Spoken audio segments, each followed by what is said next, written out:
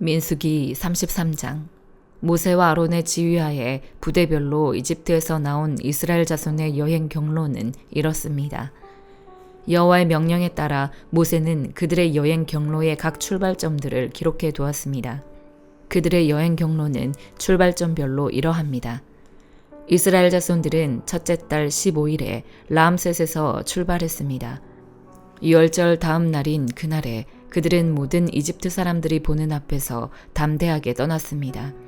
반면 이집트 사람들은 그들 가운데서 여호와께서 치신 사람들, 곧 그들의 모든 처음 난 사람들을 땅에 묻고 있었습니다.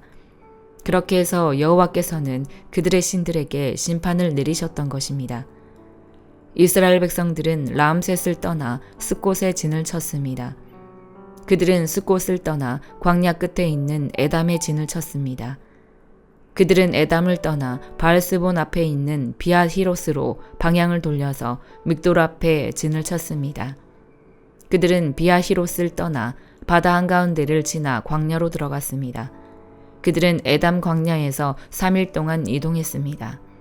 그러고는 마라에 진을 쳤습니다. 그들은 마라를 떠나 엘림으로 갔습니다. 거기에는 12개의 샘물과 종려나무 70그루가 있었습니다. 그들은 거기에 진을 쳤습니다. 그들은 엘림을 떠나 홍해 옆에 진을 쳤습니다. 그들은 홍해를 떠나 신광야에 진을 쳤습니다. 그들은 신광야를 떠나 독가에 진을 쳤습니다. 그들은 독가를 떠나 알루스에 진을 쳤습니다. 그들은 알루스를 떠나 르비딤에 진을 쳤습니다. 거기에는 백성들이 마실 물이 없었습니다. 그들은 르비딤을 떠나 신의 광야에 진을 쳤습니다. 그들은 신의 광야를 떠나 기브롯 핫다아와에 진을 쳤습니다. 그들은 기브롯 핫다아와를 떠나 하세롯에 진을 쳤습니다.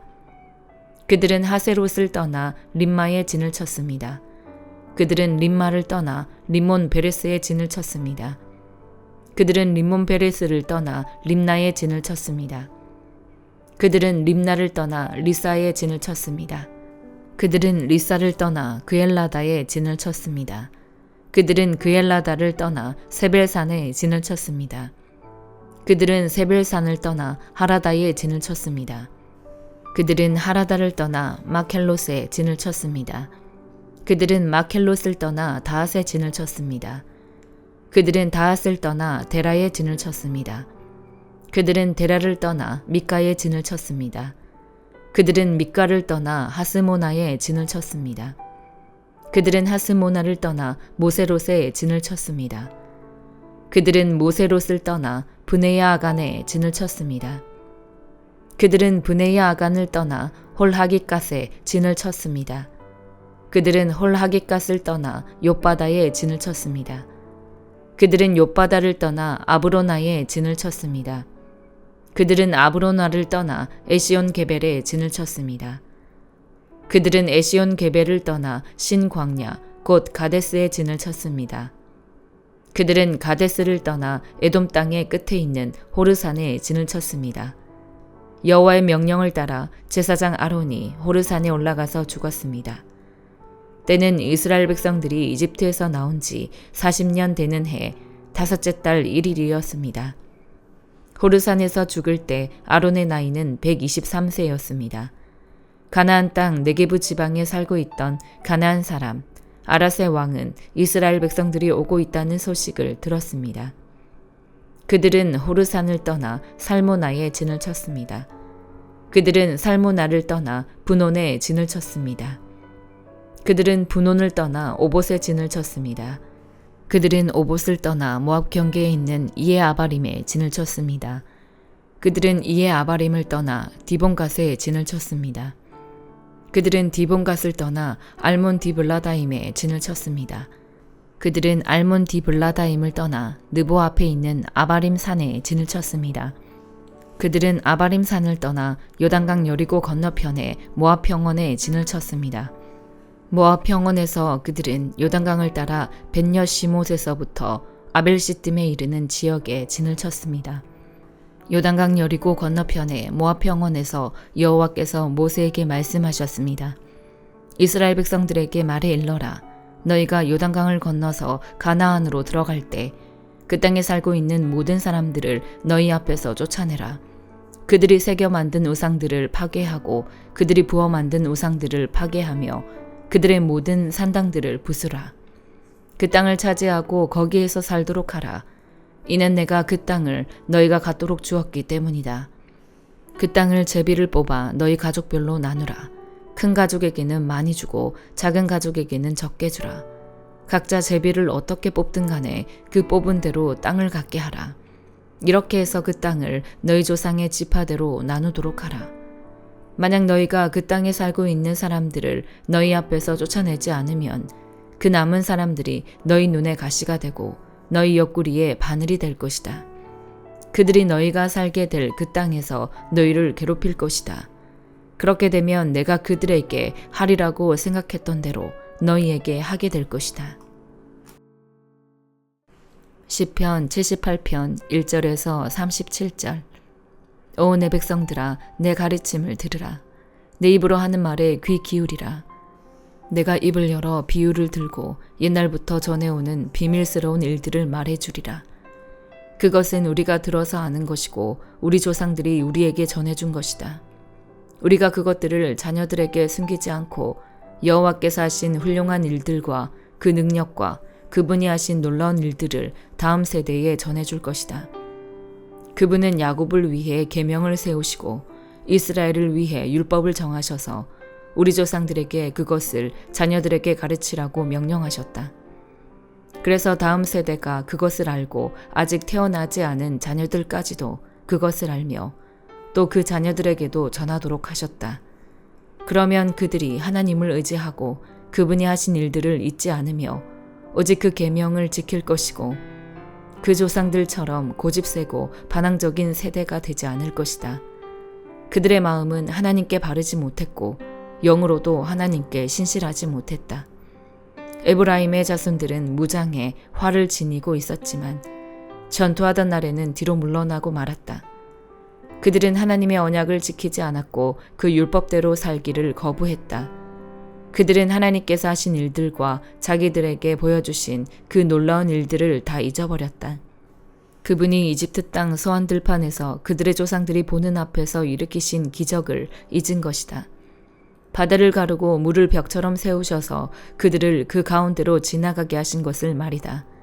그러고 나서 하나님께서 낮에는 구름으로 밤에는 불빛으로 그들을 인도하셨고 광야에서 바위를 쪼개 바닷물만큼 많은 물을 주셨으며 바위에 쪼개진 틈에서도 시내를 내어 강물처럼 흐르게 하셨다. 그러나 그들은 광야에서 지극히 높으신 분을 성나게 함으로써 더더욱 하나님께 죄를 지었다. 그들은 욕심껏 음식을 구하면서 의도적으로 하나님을 시험했다. 하나님께 이런 못된 말을 했던 것이다. 하나님께서 과연 광야에서 음식상을 준비하시겠는가? 보라, 하나님이 바위를 치셨더니 물이 흘러나와 시내가 줄줄 넘쳤는데 과연 빵도 주실 수 있겠는가? 백성들에게 고기를 마련하시겠는가? 여호와께서 그 말을 듣고 몹시 진노하셨다. 야곱을 향해 불이 붙었고 이스라엘을 향해 진노하셨다. 그들이 하나님을 믿지 않았고 그 구원을 의지하지 않았기 때문이다. 그런데도 그분은 저 높이 있는 구름에게 명령하시고 하늘 문을 열어 만나를 비같이 내려 하늘의 곡식을 그 백성들에게 주셨도다. 그래서 사람이 천사의 빵을 먹게 된 것이다. 그것도 충분히 먹을 만큼 보내주셨다. 그분은 하늘에서 동쪽 바람이 불게 하시고 능력으로 남쪽 바람을 보내셨다. 그분은 먼지가 일듯 그들에게 고기를 내려주셨는데 그것은 바닷가의 모래알처럼 많은 새들이었다. 그분은 새들이 그 진영 안에 그들이 사는 곳에 떨어지게 하셨다. 그리하여 그들은 배부를 때까지 실컷 먹게 됐다. 하나님께서 그들이 욕심부린 대로 주신 것이다. 그러나 그들은 그 욕망을 벗어던질 줄 몰랐다. 그 음식이 아직 그들의 입속에 있을 때 하나님의 진노가 그들에게 닥쳤다. 하나님께서 그들 가운데 가장 살찐 사람들을 죽이시고 이스라엘의 청년들을 뽑아내 죽이신 것이다. 이 모든 것에도 그들은 여전히 죄를 지었고 하나님의 놀라운 일들을 보고도 믿지 않았다.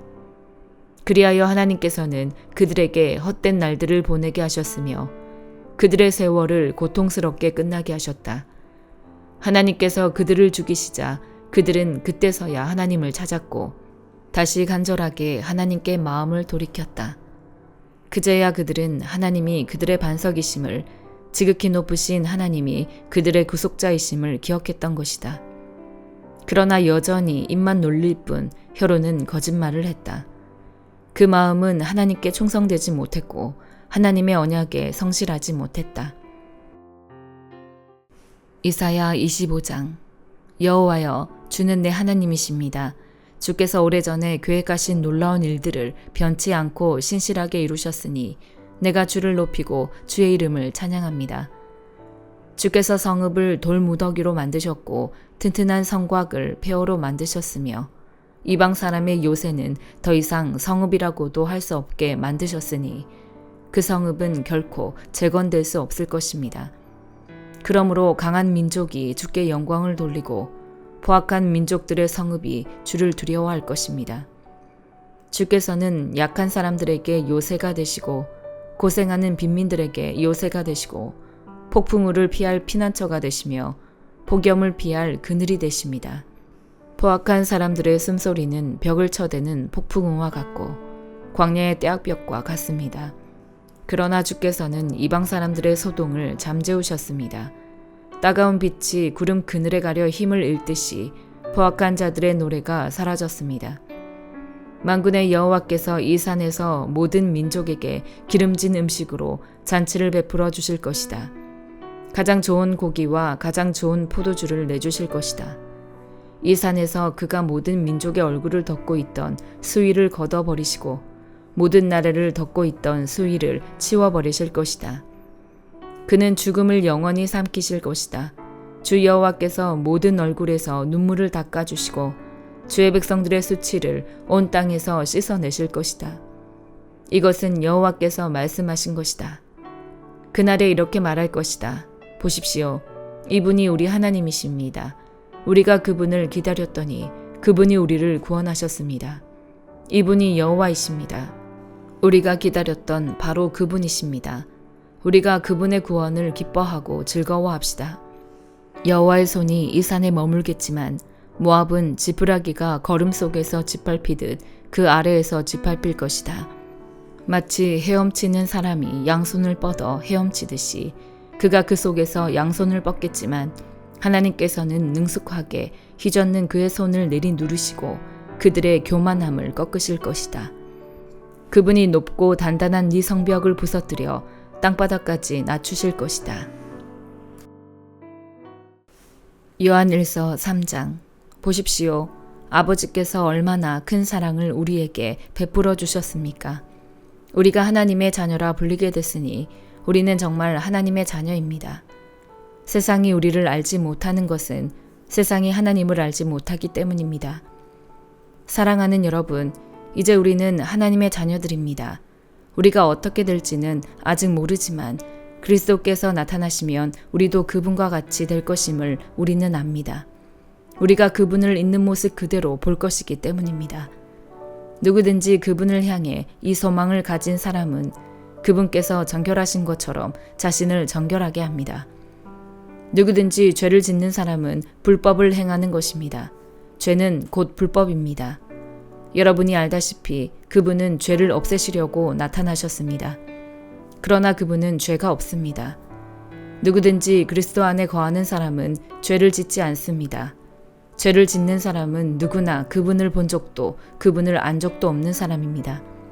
자녀들이여, 여러분은 어느 누구에게도 속지 마십시오. 누구든지 의를 행하는 사람은 그분께서 의로우신 것처럼 의롭습니다. 죄를 짓는 사람은 누구나 마귀에게 속해 있습니다. 마귀는 처음부터 죄짓기를 일삼아 왔기 때문입니다. 하나님의 아들이 나타나신 것은 마귀의 일을 멸하시기 위한 것입니다. 누구든지 하나님께로부터 난 사람은 죄를 짓지 않습니다. 그 사람 안에 하나님의 씨가 있기 때문입니다. 그는 하나님에게서 났기 때문에 죄를 지을 수 없습니다. 이로써 하나님의 자녀와 마귀의 자녀가 분명히 드러납니다. 누구든지 의를 행하지 않는 사람이나 자기 형제를 사랑하지 않는 사람은 하나님께 속해 있지 않습니다. 여러분이 처음부터 들은 소식은 이것인데 곧 서로 사랑하라는 것입니다. 우리는 악한 자에게 속해 자기 동생을 죽인 가인처럼 되지 말아야 합니다. 대체 왜 가인이 동생을 죽였습니까? 그것은 자기의 행위는 악하고 동생의 행위는 의로웠기 때문입니다. 형제들이여, 세상이 여러분을 미워하더라도 이상하게 여기지 마십시오.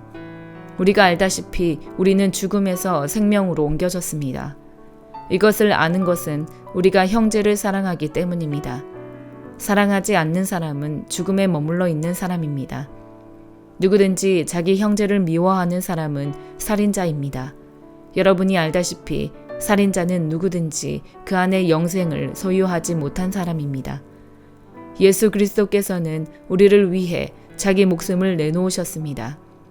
그래서 우리가 사랑을 알게 됐습니다. 그러므로 우리도 형제를 위해 우리 목숨을 내놓는 것이 마땅합니다.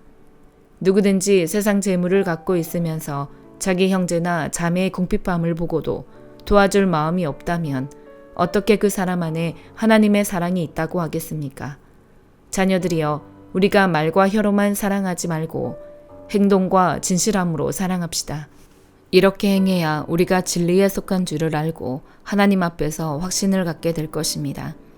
혹시 우리 마음에 가책을 받는 일이 있다 할지라도 우리가 확신을 가져야 하는 것은 하나님은 우리의 마음보다 크시고 모든 것을 아시기 때문입니다.